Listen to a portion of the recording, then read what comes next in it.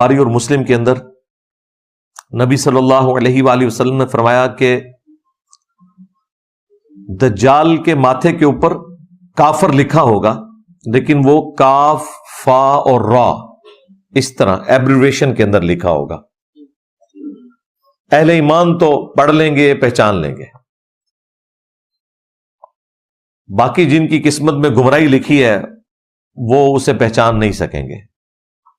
آج بیان کرنا تو بڑا آسان ہے، لیکن جب وہ سامنے آئے گا پھر پتہ چلے گا۔ ہو سکتا ہے یہ لوگ تعویل کریں کہ یہ کافر نہیں لکھا ہوا، یہ کاف سے کشف ہے، فا سے فیض ہے اور را سے روحانیت ہے۔ ہاں، یہ تو جس بابے کو بھی وہ کرتب کرتے ہوئے دیکھتے ہیں نا، اس کے سامنے گر پڑتے ہیں۔